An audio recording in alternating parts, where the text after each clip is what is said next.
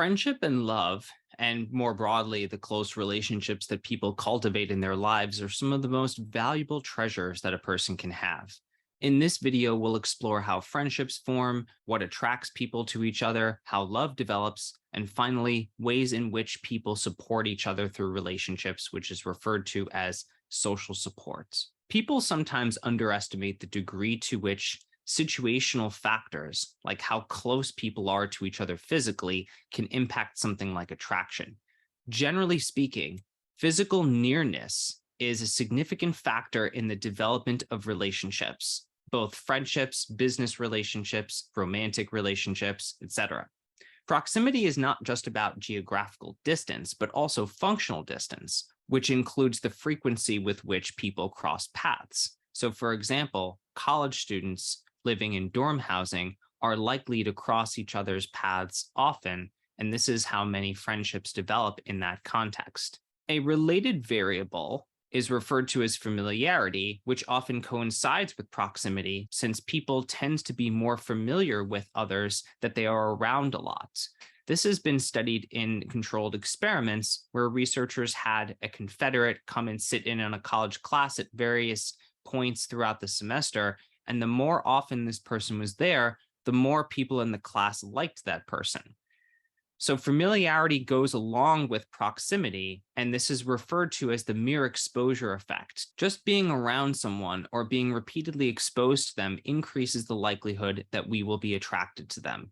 And this is not just with people, by the way, but with inanimate objects, with symbols, and with abstract ideas. Another variable that influences attraction is perceived similarity. There is a common saying that opposites attract, but this is not strongly supported by research evidence. Rather, the research supports the idea that birds of a feather flock together.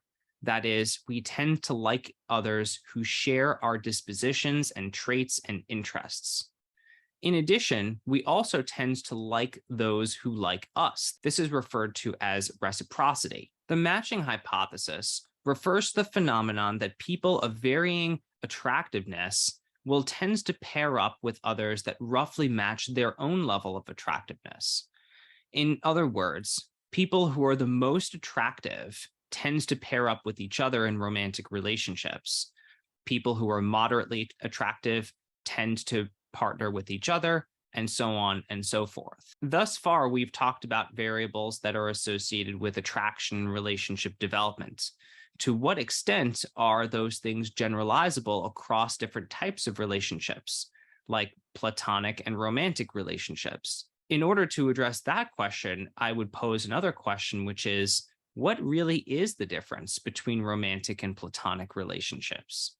I would posit that almost all of the elements in friendships are also present in romantic relationships. You can have the same types of preferences, for example, for physically beautiful people in friendships as we have for romantic relationships. The same principles of reciprocity, proximity, and familiarity play a role. We also see jealousy and sex in the context of friendships, just as we have in romantic relationships. And people often refer to their spouses as their best friends. Some colleagues of mine have suggested that the real actual difference between platonic and romantic relationships is merely the label we give it. And if we call something a friendship, then it's a friendship. And if we call something a romantic relationship, then it's a romantic relationship. Another way to think about this is that romantic and platonic relationships are not actually different categorically, but they are different in terms of the matter of degree. So people may feel a similar phenomenon of intimacy and maybe even passion in their romantic and platonic relationships, but the extent to which people feel intimacy and passion is simply greater in a romantic relationship. The extent to which people may feel that they want to sacrifice for their significant other in a romantic context may simply be greater than for a friend. Now, what about the phenomenon of love? Does love distinguish romantic and platonic relationships? Again, maybe, maybe not. People often say that they love their friends and they love their family too, and obviously are not romantically involved with them. So maybe love can occur in those different contexts. Your textbook describes what's called a triangular theory of love, which is basically comprised of different elements that we naturally refer to in the context of love, including intimacy, commitment, and passion.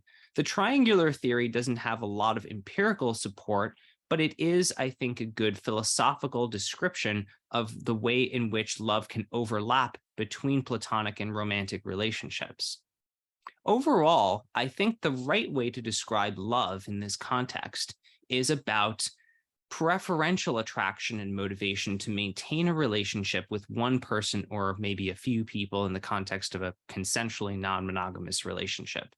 Basically, people can have feelings of passionate love, intimacy, and commitment for lots of people in their life, but they might have a heightened preference for one individual person, that is their spouse, and a heightened motivation to maintain a relationship with that individual person more so than others.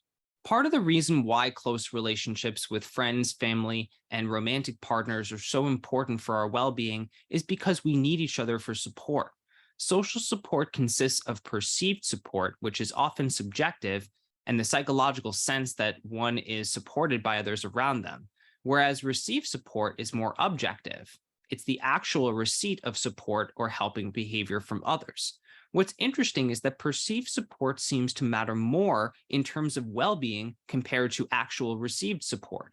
That is, feeling like you're being supported is much more important for your mental health compared to how much you're actually being supported. Part of this can be explained by the fact that sometimes people feel uncomfortable receiving support from others. This may be accompanied by feelings of shame or guilt or indebtedness. It could also be explained by the fact that sometimes people providing tangible support aren't very good at it, so the quality of support may be pretty bad. My colleague Niall Bolger has studied this phenomenon of invisible support, which is the extent to which people receive support even though they don't realize they're receiving support. This is kind of interesting because it suggests that a skilled provider of support, like a close friend who is socially intelligent and knows you well, could be supportive in a way that doesn't make you feel undermined or indebted. Successfully giving or receiving support seems to require a combination of skills and qualities on both sides, and there's a lot more we need to learn about how those social skills get put to use.